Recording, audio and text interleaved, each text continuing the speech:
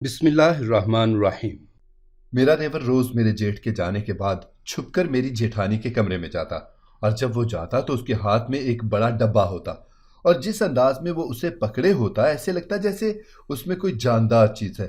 بہت سنبھال کر اور احتیاط سے اس کا انداز ایسا ہوتا کہ کوئی بھی شک کرے۔ وہ اس وقت کمرے میں جاتا جب میری ساس آرام کر رہی ہوتی اور میرے سسر باہر واک پر جاتے۔ میں یہ دیکھ کر بہت حیران ہوتی۔ اصل حیرت مجھے کمرے کا بند دروازہ دیکھ کر ہوتی۔ بھلا میرا دیور اتنے پوشیدہ طریقے سے میری جیٹھانی کے کمرے میں جاتا اور تو اور دروازہ بند کر لیتا۔ ایسا کون سا پوشیدہ عمل تھا کہ دروازہ بند کرنے کی نوبت آتی؟ جو بھی بات ہو، کمرے کا دروازہ بند کرنے کا کوئی جواز ہی نہ تھا۔ یہ بالکل غیر معمولی اور غیر مناسب عمل تھا جو کسی کو بھی تشویش میں ڈال سکتا تھا۔ میں بھی اسی طرح حیران ہو رہی تھی۔ مجھے تجسس بھی ہو رہا تھا، پر مجھے ان سب معاملات سے کوئی غرض نہیں تھی۔ مجھے شروع سے اپنے سسرالی معاملات میں دلچسپی نہیں تھی۔ میں اپنے کام سے کام رکھتی تھی اور زیادہ تر اپنے کمرے میں ہی رہتی تھی۔ اکثر میری ساس اس بات پر باتیں بھی بناتی کہ میری چھوٹی بہو کمرے میں بند رہتی ہے، پر یہ باتیں اس سسرالی فساد سے بہتر تھیں جو آئے دن سسرال میں بہوؤں کی برائی کے طور پر منعقد ہوتا تھا۔ اس فساد سے بہتر، بہت بہتر تھا کہ میں نکچڑی اور بری بہو بن جاتی، جبکہ میری جیٹھانی کے سبھی گرویدہ تھے۔ وہ سب کے کام کرتی، سب کو پوچھتی اور سب کی خدمتیں کرتی، اور مجھے ان کے یہ ڈرامے سخت زہر لگتے۔ لیکن پھر وہی بات تھی، وہ جو بھی کریں مجھے غرض نہیں تھی، لیکن مجھے وہ تب زہر لگتی جب میرے شوہر مجھے سمجھاتے اور کہتے، دیکھو یار، بڑی بھابھی فوزیہ بھابھی جیسی بنو نا، کیوں کمرے میں پڑی رہتی ہو؟ اس گھر کو اپنا گھر سمجھو اور کھلا ملا کرو۔ جبکہ یہ بات میرے تن بدن میں آگ لگا دیتی۔ لیکن پھر وہی بات تھی، مجھے ان ڈراموں میں پڑھنے کا شوق ہی نہیں تھا۔ لیکن یہ بات بہت عجیب تھی جو مجھے متوجہ کر رہی تھی۔ لاکھ سر جھٹکنے کے باوجود مجھے تجسس ہوتا کہ آخر اس ڈبے میں ہوتا کیا ہے۔ روز ایک نیا ڈبہ، اور حیرت انگیز طور پر وہ ڈبہ میرا دیور واپس بھی کمرے سے باہر نہیں لے جاتا۔ اب مجھے یہ جاننا تھا کسی بھی صورتحال میں۔ ویسے تو یہ میرے مزاج کا خاصا نہ تھا کہ میں کسی کے معاملات میں دلچسپی لوں، پر جب وقت پڑنے پر گدھے کو بھی باپ بنانا پڑتا ہے، اور اسی مثال کے مترادف میں نے فیصلہ کیا کہ میں پتہ لگاؤں گی کہ آخر ماجرا کیا ہے۔ اگلے دن میں نے معمول سے ہٹ کے سب کے جانے کے بعد بھابھی کے ساتھ کچن میں جانے کا سوچا اور جیٹھانی کے ساتھ ہاتھ بٹانے لگی۔ وہ مجھے حیرت سے دیکھنے لگی، کیونکہ میں صرف رات کا کام سمیٹتی تھی۔ اکثر میری جیٹھانی میرے ساتھ بھی اچھا بننے کے لیے میری بھی مدد کروا دیتی تھی، پر کبھی ایسا نہ کرتی میں۔ تو اب جب میں ان کی کام میں مدد کروا رہی تھی تو وہ پہلے تو مجھے حیرت سے تکنے لگیں، پھر میرے مسکرانے پر خود بھی اپنی حیرت چھپاتے مسکرانے لگیں۔ میں کام کے دوران ہلکی پھلکی باتیں بھی کرنے لگی۔ میری جیٹھانی بھی خوشی خوشی بات کر رہی تھی۔ میں اس کے ساتھ کام کروا کر کمرے میں آ گئی اور دروازہ کھلا ہی رکھا تاکہ جب میرا دیور جائے تو مجھے علم ہو جائے۔ 10 منٹ گزرے تھے، مجھے آہٹ محسوس ہوئی۔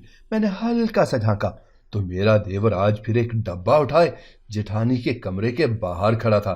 میں نے دیکھا کہ میری جیٹھانی نے کمرہ اندر سے لاک رکھا تھا۔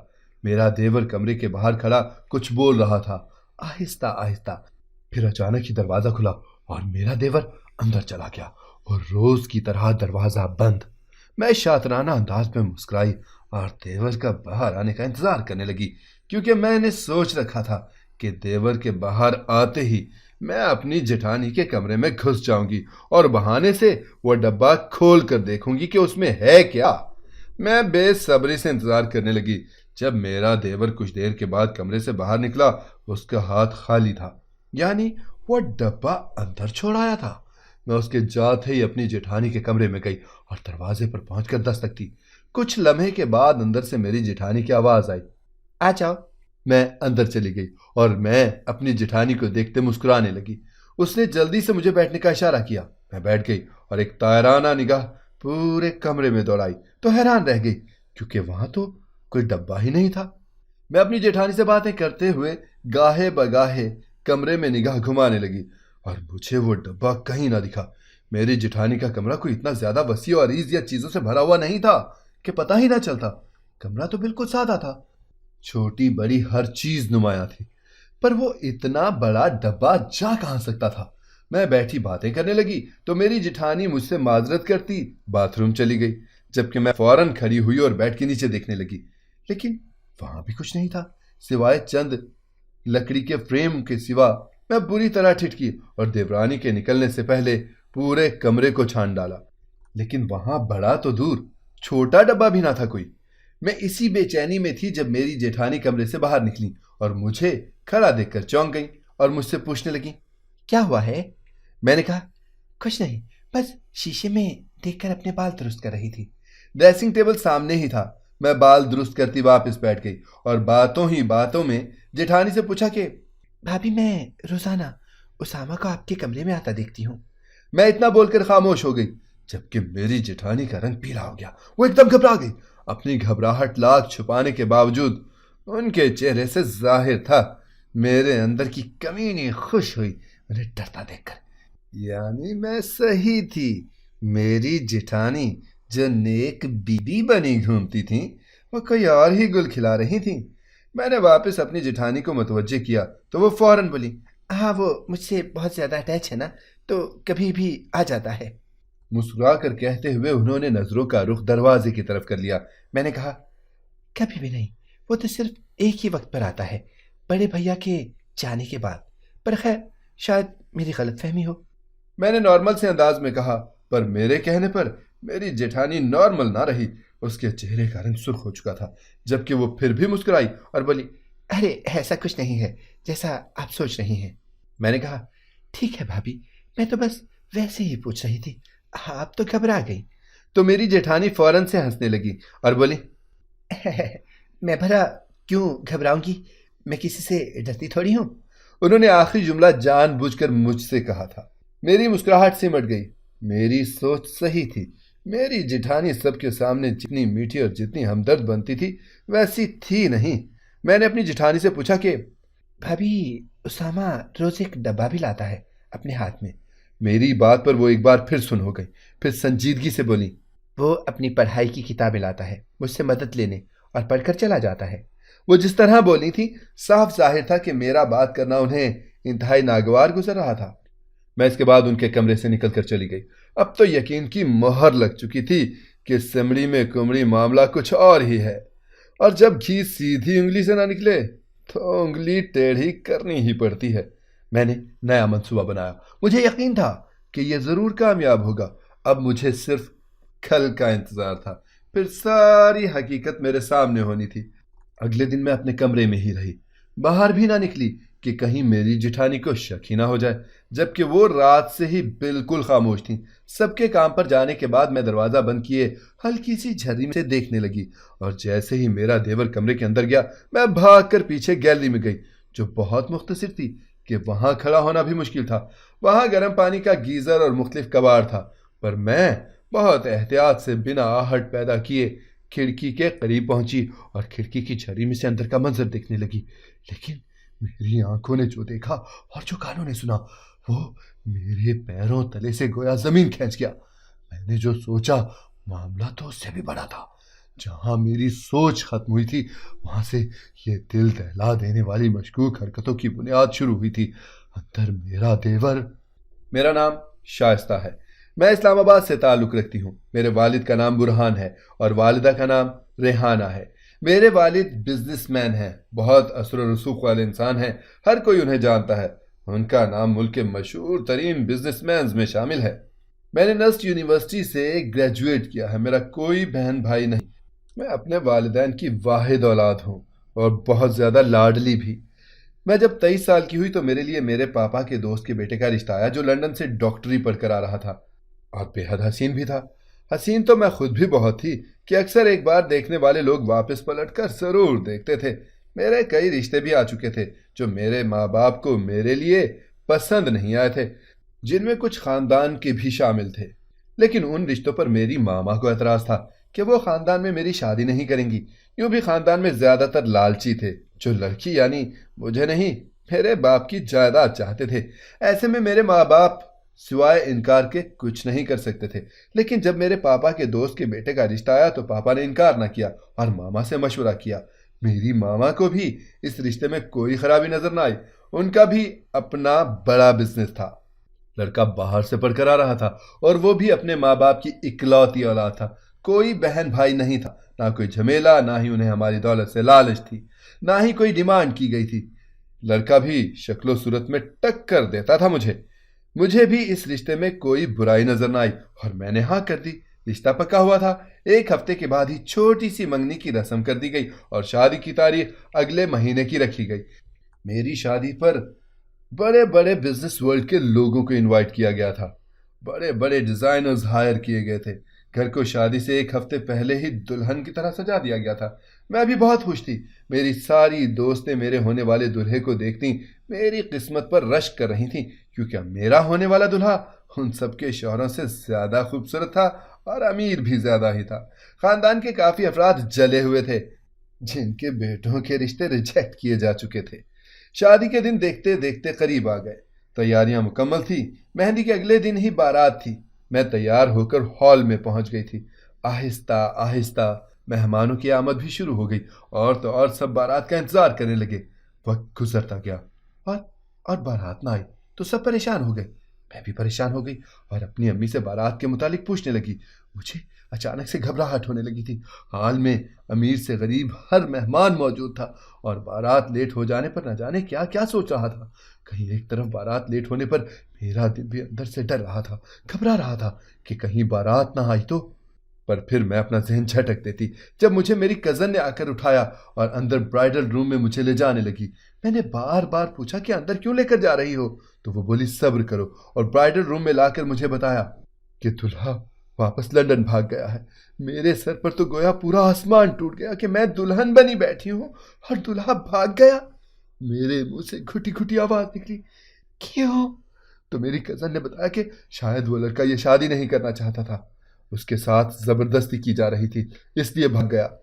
میرے پیروں میں جان نہ رہی اور میں فوراً بیٹھ گئی۔ مجھے رونا آنے لگا اور میں رونے لگی تو میری کزن نے مجھے چپ کروا دیا اور کہا، پریشان مت ہو، سب ٹھیک ہو جائے گا۔ میں نے کہا، سب کیسے ٹھیک ہو جائے گا؟ میری بارات لوٹ گئی ہے، لوگ میرے متعلق نہ جانے کیا کیا باتیں بنائیں گے۔ میرا کہنا تھا کہ میری کزن نے مجھے گلے لگا لیا اور کہا، پریشان مت ہو، سب ٹھیک ہوگا، تھوڑا صبر تو کرو۔ میں خاموش ہو گئی جبکہ ذہن میں جنگ چل رہی تھی۔ دل کر رہا تھا کہ ایک بار وہ فرنگی سامنے اور میں اس کے دانت توڑ دوں۔ اگر نہیں پسند تھی تو منع کر دیتا، یوں میرا تماشا کیوں بنایا؟ کچھ دیر بعد میری امی اور خاندان کے دوسرے بڑے اندر آئے اور میری امی میرے سر پر چادر اڑانے لگیں۔ میں خاموش رہی اور میری امی نے بتایا کہ میرا نکاح ہو رہا ہے۔ میں سب کے درمیان اس وقت چاہ کر بھی کوئی سوال نہ کر سکی اور میرا نکاح اس انسان سے ہو گیا جس کے نام سے بھی میں ناواقف تھی، اور پھر سب کچھ کیسے ہوتا گیا معلوم ہی نہیں ہوا۔ کچھ گھنٹے کے بعد مجھے کسی کے ہمراہ گاڑی میں رخصت کر دیا گیا۔ میں پتھر کی مورت بنی گاڑی میں بیٹھ گئی۔ میرے ماں باپ نے مجھے گلے لگایا اور بھی بہت لوگ مجھ سے ملے، جبکہ مجھے کچھ سمجھ ہی نہ آیا۔ ہوش مجھے تب آیا جب گھنٹے بھر بعد گاڑی ایک مڈل کلاس محلے کی گلی میں رکی۔ میں نے سب بھول کر کھڑکی سے باہر دیکھا تو میرا دل تو رونے کا کرنے لگا۔ یقیناً یہاں اس شخص کا گھر تھا جس کے ساتھ میرا نکاح ہوا تھا، جبکہ میں نے کبھی اس محلے میں آنے کا تصور بھی نہ کیا تھا۔ اب کیا عزت رہ جاتی میری جب سب کو معلوم ہوتا کہ میرا شوہر یہاں رہتا ہے؟ تو کیا ہوتا؟ میں اپنی ہی سوچوں میں تھی جب میری طرف کا دروازہ کھلا اور کسی نے میرے آگے ہاتھ بڑھایا۔ میں نے نظر اٹھا کر دیکھا تو کچھ لمحے تک میں مبہوت دیکھتی رہ گئی۔ میری نظر پلٹنے سے انکاری تھی کیونکہ سامنے کھڑا شخص جس سے میری شادی ہوئی تھی وہ اس لندن والے لڑکے سے بھی کہیں زیادہ حسین تھا۔ مجھے ہوش جب آیا جب وہ خود ہی میرا ہاتھ تھامنے لگا۔ میں نے اس کا ہاتھ جھٹک دیا اور خود گاڑی سے باہر نکل آئی۔ میں اس کے پیچھے گھر میں داخل ہوئی تو سبھی میرے استقبال کے لیے کھڑے تھے۔ شاید انہیں پہلے ہی اطلاع کر دی گئی تھی۔ ایک بوڑھا آدمی اور عورت جو یقیناً میرے ساس سسر تھے، اور ایک لڑکا جو میرے شوہر سے کافی مشابہت رکھتا تھا، وہ میرا دیور تھا۔ اس کے علاوہ ایک عورت جو مناسب شکل و صورت کی پیاری سی تھی۔ ان سب نے میرا استقبال کیا، جبکہ اس ماحول میں میرا دم گھٹنے لگا۔ ان کا گھر اتنا بھی برا نہیں تھا جتنا میں نے سوچا تھا۔ مختصر تھا پر خوبصورت اور نئی طرز سے بنا ہوا تھا۔ مجھے میرے شوہر کے کمرے میں بٹھا دیا گیا تھا، ساتھ ہی مجھے ایک نیا سوٹ لا کر دیا۔ میں نے فریش ہو کر کپڑے تبدیل کیے اور سونے کے لیے لیٹ گئی۔ میں رات 3 بجے تک جاگتی رہی۔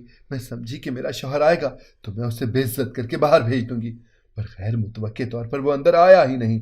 صبح میری آنکھ دیر سے کھلی تو جب میں باہر نکلی میری جیٹھانی نے ناشتہ لگایا اور بلا وجہ مجھ سے مسکرا کر زبردستی باتیں کر رہی تھی کہ مجھے ان کا زبردستی میٹھا بننا زہر لگ رہا تھا، لیکن میں نے انہیں کچھ نہ کہا اور منہ پر چپ کی مہر لگا لی۔ جسے محسوس کرتے وہ خود ہی پاس سے اٹھ گئی۔ میں اپنے گھر گئی تو خوب روئی اور بہت رونا ڈالا کہ میری شادی غریب گھر میں کیوں کی۔ تو میرے پاپا نے بولا، بیٹا، بہت سے امیر گھر بھی شادی کے لیے تیار تھے، لیکن سب کے سب لالچی تھے۔ یہ غریب ہیں پر لالچی نہیں ہے۔ میں نے کہا، پر میں وہاں نہیں رہ سکتی۔ تو میری امی نے مسئلے کا حل پیش کیا، لڑکی کو گھر داماد بنا کر یہاں رکھ لیں۔ میں بھی متفق تھی پر ابا نے منع کر دیا اور کہا، نہیں، وہ لڑکا بہت خوددار ہے، کبھی نہیں مانے گا۔ پر میری اور ماما کی ضد پر پاپا نے بات کرنے کا کہا اور ہمارے سامنے بات بھی کی، لیکن پاپا کے کہنے کے مطابق وہ واقعی بہت خوددار تھا۔ وہ نہ مانا۔ میرا دل تو دکھا پر خوشی بھی ہوئی کہ وہ کسی کے ٹکڑوں پر پلنے والا نہیں۔ میں واپس سسرال آ گئی۔ مجھے اپنے شوہر سے جلد ہی محبت ہو گئی۔ وہ بہت پرخلوص، نرم مزاج، خوبصورت اور خوبصیرت تھے، جبکہ ان کے علاوہ مجھے سسرال میں کوئی بھی اچھا نہ لگتا۔ میں سب سے کٹی سارا دن کمرے میں بند رہتی۔ میں نے اپنے شوہر کے کہنے پر شام کا کچن سمیٹنے کی ذمہ داری لی، اس کے علاوہ میں کچھ نہ کرتی۔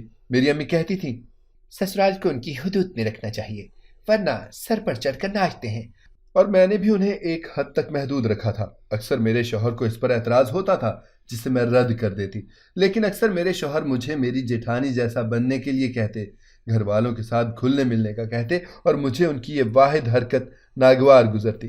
میری ساری دوستوں کو بھی معلوم ہو چکا تھا کہ میری شادی میرے پاپا کے آفس میں کام کرنے والے ایک لڑکے سے ہوئی ہے، پر انہوں نے میرا کوئی مذاق نہیں بنایا بلکہ مجھے خوش رہنے کی دعا دی۔ سب ٹھیک تھا سوائے میری جیٹھانی کی نیک بی بی بننے والی حرکتوں کے علاوہ۔ ان کی وجہ سے اکثر میرا شوہر مجھ سے بدزن ہو جاتا تھا۔ کیا مشکل ہوتی اگر وہ یہ ڈرامے کرنے کے بجائے اپنے کام سے کام رکھتی۔ ایسے میں مجھے جب ان کی ایسی مشکوک حرکتیں دکھیں تو جاسوسی تو فرض بن گئی تھی نا۔ جبکہ میرے دیور کے لیے میری ساس کوئی بھی لڑکی پسند کرتی تو وہ انکار کر دیتا، اور اب جو وجہ مجھے معلوم ہوئی تھی اس کے بعد اب تو سب کچھ میرے ہاتھ میں تھا۔ میں چاہتی تو ابھی اپنی جیٹھانی کو ارض سے فرش پر گرا سکتی تھی، پر مجھے عجیب لگنے لگا۔ میرا معیار اتنا گرا نہیں تھا، نہ ہی میں ایسی حرکت کر سکتی تھی۔ کسی کو برا بنا کر اچھا بننا میری فطرت نہیں تھی۔ ویسے بھی برائی کب تک چھپتی، ایک نہ ایک دن سب کے سامنے آ ہی جاتا۔ اس بات کو 2 دن ہی ہوئے تھے جب میرے شوہر نے کسی بات کو لے کر مجھ پر بہت غصہ کیا اور مجھے ایک بار پھر میری جیٹھانی سے سسرال میں رہنے کے طور طریقے سیکھنے کو کہا۔ میرا صبر کا پیمانہ لبریز ہو گیا اور میرے غصے کا پارا بڑھنے لگا، اور میں نے فیصلہ کر لیا کہ اپنی جیٹھانی کا چہرہ سب کے سامنے لاؤں گی اور پھر پوچھوں گی اپنے شوہر سے کہ کیا اس کے جیسی بنوں۔ میں نے رات سب کو اکٹھا کیا، سب جمع ہوئے، مجھے نہ سمجھی سے دیکھنے لگے۔ تب میں نے اپنی جیٹھانی کو درمیان میں آنے کا کہا اور کہا، آپ کے اور اسامہ کے درمیان جو کچھ چل رہا ہے وہ آپ خود بتائیں گی یا میں بتاؤں، جو میں نے بند کمرے میں آپ دونوں کو کرتے دیکھا۔ میری بات پر جہاں سب کا رنگ غصے سے سرخ ہو گیا، وہیں میری جیٹھانی کا رنگ بالکل سفید پڑ گیا۔ میری ساس غصے سے آگ بگولا ہو گئی، جبکہ میرے شوہر نے مجھے غصے سے اپنی طرف کھینچتے پوچھا، یہ کیا بکواس کر رہی ہو، اور مجھے اپنے ساتھ کمرے میں لے جانے لگے، لیکن میں نے انکار کر دیا اور خود کو چھڑواتے غصے سے کہا، میں سچ کہہ رہی ہوں، اور سب کو وہ سب کچھ بتا دیا جو میں نے اس دن دیکھا تھا۔ میرا دیور دروازے پر دستک دیتے اندر آیا۔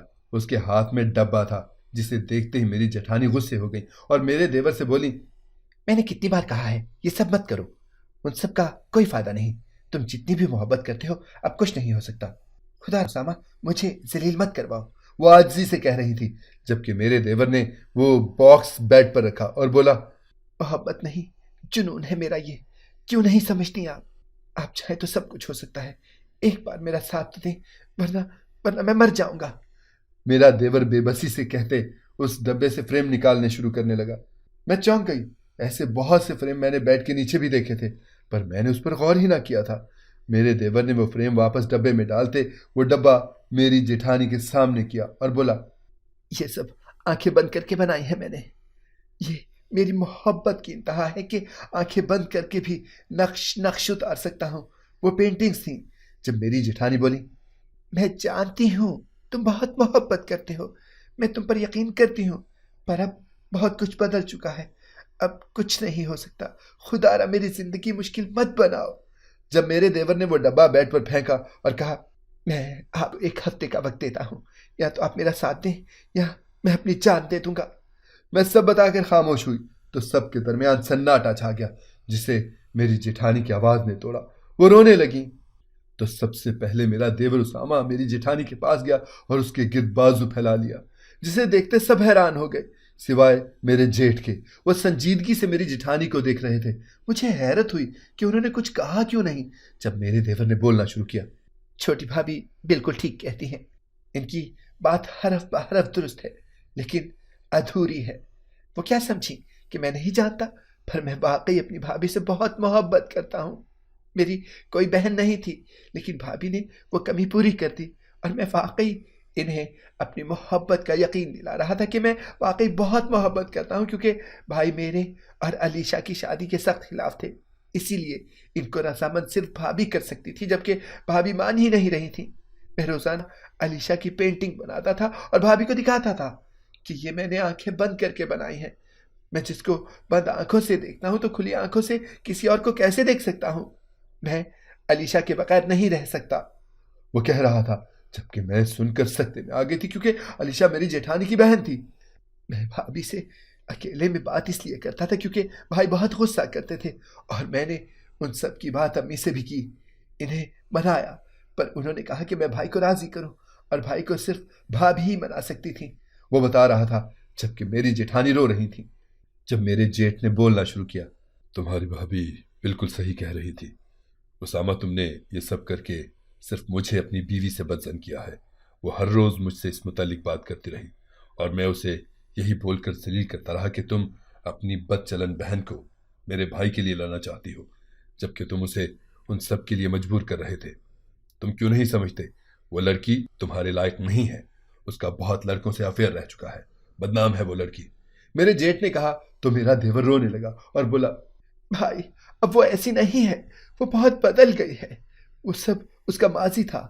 ان کی اپنی باتیں شروع ہو چکی تھی جبکہ سب نے مجھے ایسے نظر انداز کر دیا جیسے میں ہوں ہی نہیں۔ میں جو ڈر رہی تھی کہ سب مجھے ذلیل کریں گے، کسی نے مجھے پلٹ کر دیکھا بھی نہیں، جبکہ میں شرمندگی میں ڈوبتی چلی گئی۔ بات ختم ہو چکی تھی، اسامہ کی ضد سب نے مان لی تھی، سب اپنے اپنے کمروں میں چلے گئے، جبکہ میں باہر کھڑی رہ گئی۔ مجھے میرے شوہر نے بھی نہ پوچھا۔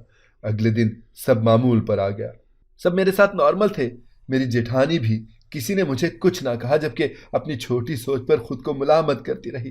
انہوں نے کچھ نہ کہتے ہوئے بھی مجھے میری سنگین غلطی کا احساس دلا دیا تھا۔